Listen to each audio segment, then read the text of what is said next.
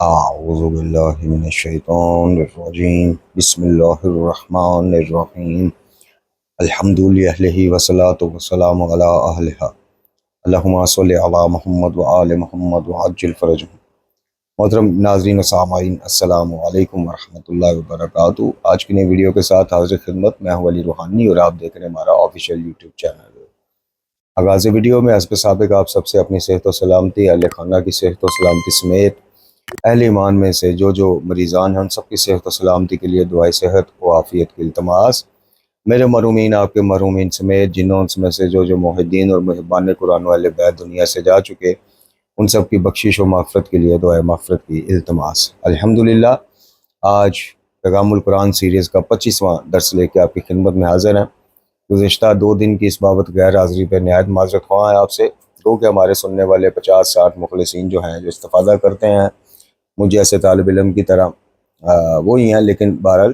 5-6 بھی ہوں، 50-60 ہوں، ہم چونکہ غیر حاضر رہے اپنی صحت کی وجہ سے، کچھ معاملات کی وجہ سے، کچھ جو مین آرٹریز کے سمیت سٹی انجیو سمیت جو ٹیسٹ تھے 2-3 ضروری، وہ ان کی بس اس کے لیے تھوڑی سی صحیح اور کوشش کرتے رہے، لیکن فی الحال وقت حاضر تک ابھی وہ نہیں ہو پائے، بد دعا کیجیے گا۔ تو ہم معذرت چاہتے ہیں۔ آج انشاءاللہ ہم آیت نمبر 100 سورہ مبارکہ البقرہ کی آیت نمبر 107 سے 111 تک 5 آیات کا جو آپ کی خدمت میں خلاصہ، مختصر، سادہ، عام فہم، تشریح و تفسیر بما آیات بما ترجمہ پیش کرنے کی سعادت حاصل کریں گے۔ تو چلتے ہیں جی بلا تخیر۔ طالب علم بطور طالب علم اپنے سبق کی طرف بڑھتا ہے جی۔ جیسے کہ عرض کی، آیت نمبر 107 سے ہم نے شروعات کرنی ہے جی، جس میں ارشاد باری تعالیٰ ہے، اعوذ باللہ من الشیطان الرجیم، بسم اللہ الرحمن علم تعلم ان اللہ لہ ملک السماوات والارض وما لکم من دون اللہ من ولی ولا نصیر۔ ارشاد باری تعالیٰ ہے، کیا آپ کو معلوم نہیں کہ بے شک اللہ کے لیے آسمانوں اور زمین کی بادشاہی ہے،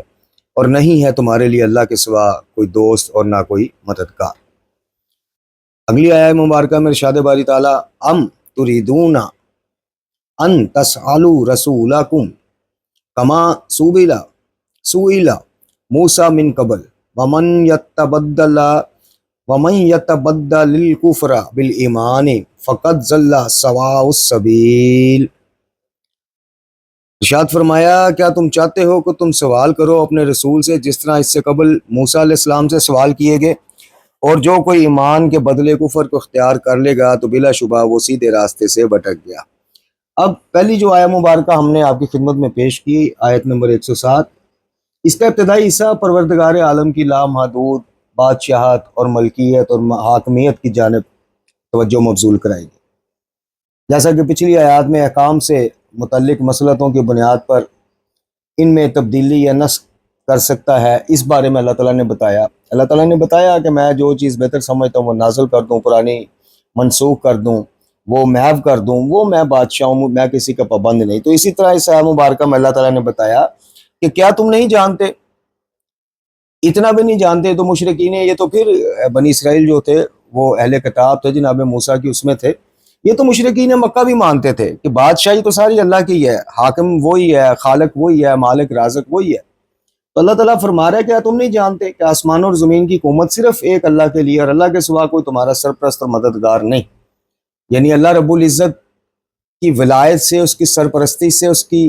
مددگاری سے نکل کے تم چاہو کہ تم کسی کو سرپرست بنا لو یا مان لو، وہ نہیں ہو سکتا۔ ہاں، جو اللہ کو اپنا حاکم، اپنا سرپرست، اپنا مددگار تسلیم کرتا ہے تو پھر اللہ انبیاء کو بھی کہتا ہے کہ وہ تمہارے اولی الامر ہیں، وہ حاکم ہیں، یا ان کی اطاعت اللہ کی اطاعت ہے، یعنی مشروط ہو جاتی نا ولایت الہی مشروط ہو جاتی ہے۔ انبیاء اور انبیاء کے بعد جو اولیاء، جیسے مسلک تشیع میں آل محمد علیہ السلام ہے، یا متقین اور صالحین جن کی آپ وہ کرتے ہیں، اقتداء کرتے ہیں کہ وہ آپ کو حق کی طرف لے کے جاتے ہیں، تو وہ اللہ تعالیٰ اپنے نیک بندوں کی اس کو اون کر لیتا ہے۔ تو اس آیت مبارکہ میں اللہ تعالیٰ نے یہ فرمایا۔ اچھا جی، اس کے بعد یہ اگلی آیت مبارکہ میں کچھ ضعیف الاعتقاد مشرکین اور کچھ مفسرین نے یہاں یہود اور بعض نے کچھ ضعیف الاعتقاد مسلمانوں کو اس آیہ مجیدہ کا مخاطب قرار دیا۔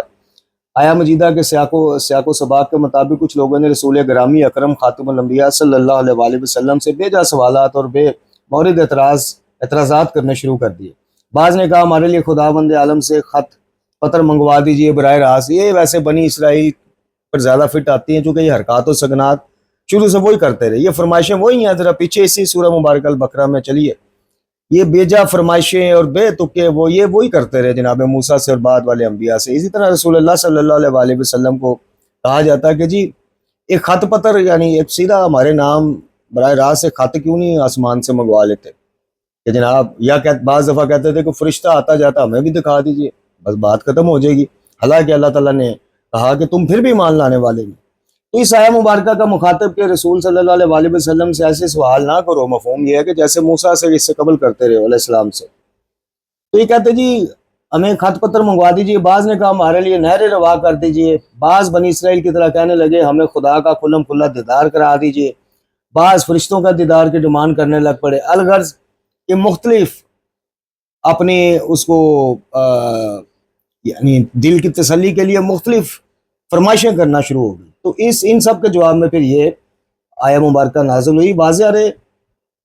دیکھیں معجزے کا فالق ہی کہ اللہ ہے، اللہ تعالیٰ نے کب دکھانا ہے، کس کے ہاتھ پہ دکھانا ہے نہیں دکھانا، یہ رب تعالیٰ کی مرضی ہے۔ اس میں صاحب معجزہ جن کے ہاتھوں پہ معجزہ دکھایا جا رہا ہوتا ہے ان کا کوئی وہ انبیاء ہوں، اولیاء ہوں، آل محمد علیہ السلام، یہ سراسر اللہ تعالیٰ کے اس کے اوپر ہے۔ معجزہ اتمام حجت کے لیے ہوتا ہے تاکہ پیغمبر الہی یا نمائندہ الہی کی دعوت کو سچائی کے ساتھ قبول کیا جائے۔ کسی کی ذاتی خواہش، من پسندی سے ہر وقت معجزہ دکھانا مقصود نہیں ہوتا۔ معجزہ صرف اس لیے ہوتا ہے کہ اللہ تعالیٰ کی دعوت، دین کی دعوت، اس کے انبیاء کی صداقت یا نمائندگان انبیاء کی صداقت یعنی اوصیان انبیاء کی صداقت اللہ تعالیٰ مخلوق پہ ظاہر کر کے حجت پوری کر دے۔ اب یہ دل پشوری جیسے پنجابی میں ہمارے یہاں کہتے ہیں نا، دل پشوری کے لیے نہیں ہے کہ جس کا جو دل کرے منہ اٹھا کے کہتا پھرے کہ جناب سانو ہے بھی ساڈے واسطے کر دو، ہمیں جبرائیل دکھا دیں یا کوئی فرشتہ دکھا دیں جناب، یا اللہ تعالیٰ دکھا دیں یا کوئی براہ راست خط دکھا دیں۔ بعض تو یہ فرمائشیں تواریخ میں ملتی ہیں کہ آسمان کے ذریعے ذرا ہمیں جناب سیاری کرا دو، سیڑھی لوا دو، ہم خود جا کے مشاہدہ کر رہے ہیں جنت دوزخ کا، اس قسم کی بھی۔ تو اس آیہ مبارکہ میں اللہ تعالیٰ نے یہ بتایا۔ اچھا جی، اس کے بعد آگے ارشاد رب باری تعالیٰ ہوتا ہے وَدَّ كَثِيرٌ مِّنْ أَهْلِ الْكِتَابِ لَوْ يَرُدُّونَكُمْ مِّن بَعْدِ إِيمَانِكُمْ كُفَّارًا حَسَدًا مِّنْ عِندِ أَنفُسِهِم مِّن بَعْدِ مَا تَبَيَّنَ لَهُمُ الْحَقُّ فَاعْفُوا وَاصْفَحُوا حَتَّى يَأْتِيَ اللَّهُ بِأَمْرِهِ إِنَّ اللَّهَ عَلَى كُلِّ شَيْءٍ قَدِيرٌ۔ ارشاد باری تعالیٰ بہت سے اہل کتاب چاہتے ہیں کہ کاش تمہیں وہ لوٹا دیں تمہارے ایمان لانے کے بعد کفر کی طرف، یعنی کافر بنا کر اپنے دلوں کے حسد کی وجہ سے، اس کے بعد کہ حق ان پر خوب واضح ہو چکا، پس تم معاف کر دو اور درگزر کرو یہاں تک کہ اللہ اپنا دوسرا حکم لے آئے، بے شک اللہ رب العزت ہر چیز پر خوب قادر ہے یا خوب قدرت رکھنے والا ہے۔ اب یہ اپنے حسد کیا تھا؟ حسد وہی جو میں نے آپ کو بارہا بتایا، انہوں نے جب دیکھا کہ ہم اللہ کی لاڈلی قوم، منو سلوہ اتری قوم، چودراہٹ ہماری، جگہ جگہ آسمانی کتب صحیفوں میں بنی اسرائیل کا ذکر، سب سے زیادہ انبیاء، تو یہ کیا ہو گیا؟ اب نبوت چونکہ خاتمہ ہونے جا رہا ہے، نبوت کا آخری نبی ہیں، تو یہ ایک تو ہم میں سے نہیں ہے، دوسرا ہمیں ان کا پابند کیا جا رہا ہے، ان کی شریعت کو، ہماری شریعت کو پر، ان پر اتری کتاب کو ہماری کتاب پر جناب فضیلت اور فوقیت اس طرح سے دی جا رہی ہے کہ اب یہ نافذ العمل ہے۔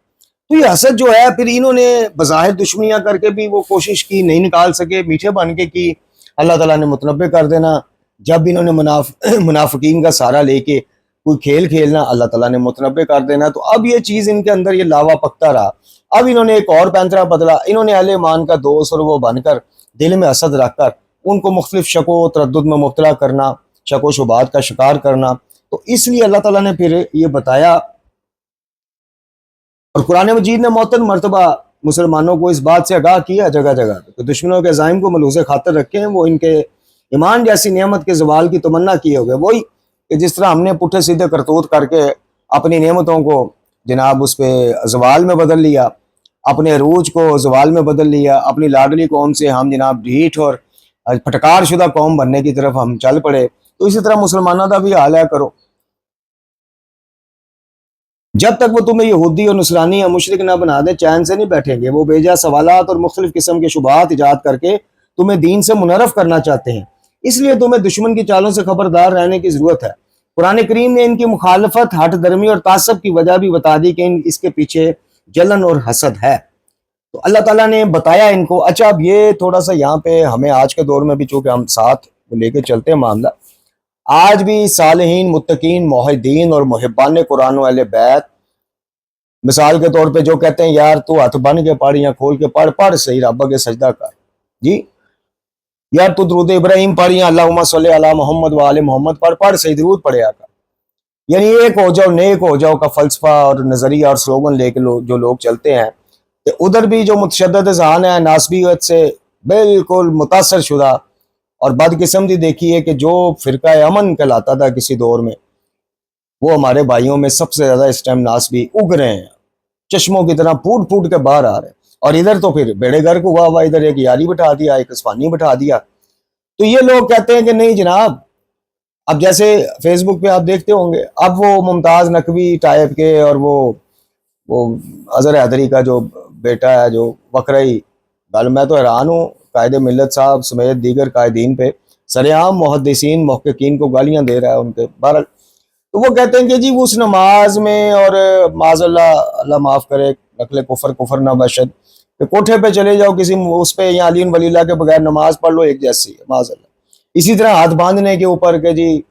بھائی بات یہ ہے کہ جو آپ کو اللہ کے نیکی کے رستے کی طرف بلاتا ہے اور آپ کی اللہ تعالیٰ دعوت میں مٹھاس پیدا کرتا ہے، لوگ ہر فرقے کے لوگ آپ کی بات کو سنتے ہیں، یا اپنے اپنے عقائد اس میں رہتے ہوئے جو آپ کی بات مثبت ہے اس کو،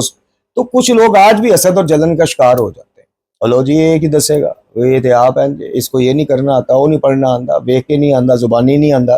یہ مدرسے میں بھائی ان چیزوں سے بالا تر ہو جائیں۔ جب تک آپ قرآن کو اور سنت نبوی صلی اللہ علیہ وسلم کو معیار نہیں قرار دیتے، اور اس کے بعد جو مسئلے کے تشیع والے ہیں وہ اپنے آئمہ کی سنت دیکھیں، تو برادران خلفائے راشدین، تابعین، تبع تابعین یا جو بھی ان کے معیار اس کے مطابق دیکھیں کیا ان کی یہ روش رہی، کیا ان کا یہ وہ رہا۔ اسی طرح آل محمد علیہ السلام کو دیکھیں، ان کو جب تک آپ معیار قرار نہیں دیتے فائدہ کوئی نہیں ہونے والا۔ کوئی انتہا پسندی اسلام میں ہے ہی نہیں ہے، ما سوائے اس کے کہ اللہ ایک ہے، نبی آخر الزمان صلی اللہ علیہ وسلم آخری نبی ہے، آپ کے بعد قیامت تک کوئی نبی نہیں آنا، آپ پہ اتری شریعت کے بعد قیامت تک شریعت کوئی نہیں آنی، آپ پر نازل ہوئی کلام شفا یعنی قرآن مجید فرقان حمید کے بعد کتاب کوئی نہیں آنی، احکام کوئی نہیں آنا، وہی کوئی نہیں آنا۔ یہ وہ نظریے جہاں ہم انتہا پسند ہیں، بالکل ان پہ زیرو ٹالرنس، کوئی کمپرومائز نہیں، نہ اللہ کی وحدانیت کے اوپر کوئی سمجھوتا، نہ آپ کی ختم نبوت کے اوپر کوئی سمجھوتا، نہ قرآن کی کاملیت اور محفوظیت کے اوپر اور آخری کتاب ہونے پر کوئی سمجھوتا، اور نہ اس شریعت محمدی صلی اللہ علیہ وسلم پر آخری شریعت ہونے پر کوئی سمجھوتا۔ اس کے علاوہ گنجائشیں خود بھی اپنے لیے تلاش کرتے ہیں تو دوسروں کو بھی دیں، تھوڑا سا دل کو وسعت دیں، وسعت قلبی کا اظہار کریں۔ اچھا جی، کوئی سند اللہ تعالیٰ نے نہ ادھر اتاری ہے تو نہ ادھر اتاری ہے، ذہن میں رکھیے گا۔ آپ کو مس گائیڈ اتنا کیا گیا ہے کہ جنت بنی تھے آستے اور تسی بنے رہو ناستے، اللہ اللہ خیر صلی اللہ، بس گل ختم۔ اے قرآن، اے احکام، اے فلانا، اے تے دوجے آستے مسلمانہ آستے تسی ذرا ریفائن کیٹاگری ہو مسلمانہ دی، یعنی مومن تاڈو تو ساکت ہو گیا ہے، تسی علی ولی اللہ پڑھ لیندے ہو، مصائب تے آنسو بہا لیندے ہو، بس کافی ہے۔ یہ کافی نہیں ہے، ہاں ایک چیز کے لیے کافی ہے کہ آئمہ اطہار علیہ الصلوۃ والسلام ہم سے اظہار برات کریں۔ آئمہ اطہار کے نام پر جو ادھم مچایا ہوا ہے ہم نے غالی اور ملنگی اور شیخی بن کے، اس کے اوپر فرشتوں سے پہلے خود آئمہ اطہار کے ہاتھوں ذرا سمجھ لینا آپ، اس کے لیے اتنا وہ کافی ہے کہ اللہ کی توحید پہ سمجھوتا کر لیا جو آئمہ نے کبھی نہیں کیا۔ اچھا جی، اگلی آیت میں ارشاد باری تعالیٰ ہوتا ہے وَآقِمُوا الصَّلَاةَ وَآتُوا الزَّکَاةَ وَمَا تُقَدِّمُوا لِأَنفُسِکُم مِّن خَیْرٍ تَجِدُوهُ عِندَ اللَّهِ إِنَّ اللَّهَ بِمَا تَعْمَلُونَ بَصِیرٌ۔ نماز ادا کرو، زکوٰۃ ادا کرو، اور جو اپنے نفسوں کے لیے آگے بھیجو گے کوئی بھلائی تم پاؤ گے اس کو ثواب، نامہ اعمال ثواب میں اللہ کے پاس بالکل اسی طرح، بے شک اللہ تعالیٰ اس کو جو تم کرتے ہو خوب دیکھنے والا ہے۔ یعنی یہاں پر اللہ رب العزت نے اقامت نماز، زکوٰۃ کے ادا کرنے کا حکم دیا، اور ساتھ کہا کہ جو اپنے نفوس کے لیے کے ذریعے یا اپنی جانوں کے لیے آگے بھیجو گے اس کو ویسا ہی پاؤ گے بغیر کسی تغیر و تبدیلی کے۔ یہ اللہ تعالیٰ کی مہربانی، فضل و احسان ہے کہ مومنین کی نیکیاں بڑھا دے گا، لیکن گناہ یا زیادتی جتنی ہے اتنی ہوگی۔ یہ روایات میں کثرت سے ملتا ہے، ایسا نہیں ہوگا کہ چوری ایک کی ہے تو 10 چوریاں کا حساب دینا پڑے، نہیں، چوری ایک کا حساب دینا پڑے گا۔ ہاں، صدقہ ایک دفعہ کیا اس کو بڑھا کے اللہ تعالیٰ 10 گنا 10 صدقوں کے برابر سے، وہ غفور الرحیم فضل و احسان کرنے والا بادشاہ ہے، وہ مومنین آگے دیکھیں گے، لیکن مومنین اہل ایمان۔ تو پھر اللہ تعالیٰ نے فرمایا کہ جو تم کرتے ہو اللہ تعالیٰ اس کا خوب دیکھنے والا۔ اس کے بعد ارشاد باری تعالیٰ وَقَالُوا لَن يَدْخُلَ الْجَنَّةَ إِلَّا مَنْ كَانَ هُودًا أَوْ نَصَارَىٰ تِلْكَ أَمَانِيُّهُمْ قُلْ هَاتُوا بُرْهَانَكُمْ ان کنتم صادقین۔ اور انہوں نے کہا جنت میں ہرگز داخل نہیں ہوں گے مگر وہ جو یہود اور نصارہ ہوں گے، یہ ان کی جھوٹی تمنائیں ہیں، آپ کہہ دیجئے اپنی دلیل لاؤ اگر تم سچے ہو۔ یعنی یہ ورگلانے کے لیے نا، یہ کہتے تھے کہ یار یہ سارا کچھ تم جناب کیوں کر رہے ہو، جنت پانے کے لیے؟ تو جنت تو پہلے اللہ تعالیٰ نے ہمیں دے دی، یہود و نصارہ کو دے دی، بس گل ختم ہوئی۔ پھر سوچ لو، پھر غور کر لو کہ جنت تو ہے ہمارے پاس، تو یہ جو تم کچھ کر رہے ہو یہ جنت کے حصول کے لیے کر رہے ہو، تو جنت تو ہمارے پاس ہے، تو تسی کدھر پٹکے جا رہے ہو جناب؟ تو اس آیت مبارکہ میں اللہ تعالیٰ نے کہا کہ محض ان کی خام خیالی ہے، پراپوگیٹ کرنے کا، ورگلانے کا، ایک زبانی چرب زبانی کے علاوہ یہ ڈائلاگ سے زیادہ اس کی حیثیت ہے کچھ نہیں۔ اور پھر اے پیغمبر کہہ دیجئے ان سے کہ اگر سچے ہو تو اپنے اس دعوے کے اس میں دلیل لا دو، دکھا دو کوئی ایسی آیات بینات سے ثابت کر دو کہ اللہ تعالیٰ نے تمہیں لکھ کر دیا ہے کہ جنت جانے تسی ہے، باقی کسی نے نہیں جانا۔ اگر سچے ہو تو پھر لے آؤ، دو بدو بات کر لیتے ہیں، بیٹھ جاتے ہیں، لیکن کہاں سے لانی تھی؟ دلیل ہوتی تو لاتے ہیں۔ بہرحال اس آیہ مبارکہ میں بڑی وضاحت، یعنی مختصر مگر پر اثر کے اصول کے تحت جامع انداز میں یہود و نصارہ کی ذہنیت اور ان کے آپس کے گٹھ جوڑ کو واضح کر دیا۔ یہودی اور نصرانی جب اپنے تئیں بات کرتے ہیں تو یہودی صرف اپنے آپ کو جنت کا حقدار سمجھتے ہیں، تو نصرانی کہتے ہیں کہ ہمارے سوا جنت کا مستحق کوئی نہیں۔ لیکن عجیب بات یہ ہے کہ جب آپس میں ملے ہوتے ہیں کسی مشن کے خلاف، کسی دعوت کے خلاف، تو وہ ایک دوسرے کو آپ ہی جنتی بنا دیں کہ ہمارے علاوہ کوئی نہیں جائے گا، لیکن جب الگ الگ ہوتے ہیں تو پھر بہرحال۔ اب اس آیہ سے ایک حدیث نبوی صلی اللہ علیہ وسلم کی تصدیق بھی ہو جاتی ہے۔ جی ہاں، موطا امام مالک میں اہل سنت کے ہاں بھی ہے، تو ہمارے یہاں المرجان میں بھی ہے کہ کفار ملت واحدہ ہیں۔ اس آیہ مبارکہ سے کھل کے یہ سامنے آ گیا۔ آج بھی دیکھ لیں، یہ 2026 میں دیکھ لیں آپ، ملت اسلامیہ ایران کے اوپر اسلامک، وہ صاف کہتے ہیں، وہ کہتے ہیں کہ جی ایران سنی ہوتا، شیعہ ہوتا، سانو فرق مسلمان ہونا کافی۔ تو آج بھی دیکھ لیں، یہ ملت واحدہ بن کے ٹوٹ پڑیں گے نہیں ٹوٹ پڑے؟ تو یہ حدیث نبی صلی اللہ علیہ وسلم کے الکفر ملت واحدۃ، کہ کفار جو ہے ملت واحدہ ہیں، اس کی بھی جو ہے تصدیق ہو جاتی ہے۔ اور یہ اتنے بدبخت ہیں کہ جب یہ آپس میں وہ ہوں گے تو پھر کہیں گے کہ جناب، وہ نصرانی کہیں گے کہ یہود کی باغ دی مولی نے، وہ کہیں گے کس بات، لیکن جب یہ مسلمانوں دعوت حق کے مقابل آئیں گے ایک ہو جائیں۔ اور بد قسمتی ہماری دیکھیے کہ ہم جناب آج بھی اس ملت واحدہ یعنی کفار کے مقابل آج بھی ہم فرقوں میں بٹے ہوئے، ٹوٹے ہوئے، خامنہ ای صاحب نے شہید نہ کہو، ادھے ناس بھی ادھر اپنی عوام کا زور لگا رہے ہیں جناب، اور آدھے جو ہیں وہ کہہ رہے ہیں جی ہمیں لینا دو نہیں کوئی نہیں۔ ایک یوٹیوبر اسکالر میں نے دیکھا، مفتی ہے، یوٹیوبر تو نہیں باقاعدہ مفتی ہے، وہ جناب کہہ رہا ہے کہ جی یہ ایسے ہی ہمارے نزدیک ایسے ہی ہے کہ جناب جیسے چھوٹا کافر بڑے کافر سے لڑ پڑا، یعنی ایران اور یہ ملت واحدہ کفار، اندازہ کر ادھر یہ حال ہے، اور ادھر وہ باوجود ہم سے زیادہ ایک دوسرے سے اختلاف رکھنے پر، اختلافات رکھتے ہوئے اسلام دعوت حق کے خلاف آج بھی ملت واحدہ بنے ہوئے ہیں۔ یہ ہمارے لیے بہت بڑا لمحہ فکری ہے اور بد قسمتی ہے مسلمان کی، امت مسلمہ کی بہت بڑی بد قسمتی۔ وہ ایک ہو جاتے ہیں، وہ مارتے وقت کہاں دیکھتا ہے کہ حنفی ہے، شافعی ہے، حنبلی ہے، مالکی ہے، جعفری ہے، نہ، وہ یہ دیکھتا ہے کہ لا الہ الا اللہ محمد الرسول اللہ پڑھنے والا، نبی کی حرمت پہ جان دینے والا، اپنے اسلام کی خاطر جان دیں، بس اس کے لیے اتنا کافی۔ ادھر کیا دیکھا جاتا ہے، او یار دیکھو جی، او یہ مل کے چودھری ٹرمپو جڑا کٹن ڈیا مارن ڈیا، یہ کنوں حنفی تے نہیں، بریلوی تے نہیں، دیوبندی تے نہیں، اگر ہے تو پھر اٹھ کھڑے ہو، وہ مجاہد ہو، آ گیا وقت جہاد، تے جے شیعہ ہے تو پھر چنگا ہے، وڈا ظالم چھوٹے نو مارن ڈیا، لو جی گل مک گئی۔ یہ معاملہ، یہ سوچ، یہ ذہنیت، آپسی اختلافات، یہ مفتی تقی عثمانی صاحب حافظ اللہ بڑا پیارا فتویٰ دیا، دیگر اکابرین نے بڑے زبردست باتیں کی۔ انہوں نے کہا کہ یار مفتی طارق مسعود صاحب کا میں سن رہا تھا، بڑی بہترین بات کی۔ انہوں نے کہا خدا دے بندیوں کو ہوش کرو، یہ کوئی وقت ہے اس طرح کی بحثوں میں کہ جن کو شہید کہیں، کہ ہلاک کہیں، یا کہیں، یا اور بھائی وہ مسلمان سمجھ کر تم پہ ٹوٹ پڑے۔ تو یہ سایہ مبارکہ سے ان کا ملت واحدہ ہونا ثابت ہو گیا۔ بدقسمتی یہ ہے کہ ہم آج بھی ملت واحدہ نہ بن سکتے، ہم آج بھی ٹکڑوں میں بٹے ہوئے، فرقوں میں بٹے ہوئے۔ کچھ بڑی بات ہوتی جو ہوتے مسلمان بھی ہے۔ وآخر دعوانا الحمدللہ رب العالمین۔ ایک تصحیح جو میں ہمیشہ کرتا ہوں، معذرت میں بھول گیا، دوران گفتگو، دوران درس 7 غلطی سے دانستہ غیر دانستہ طور پہ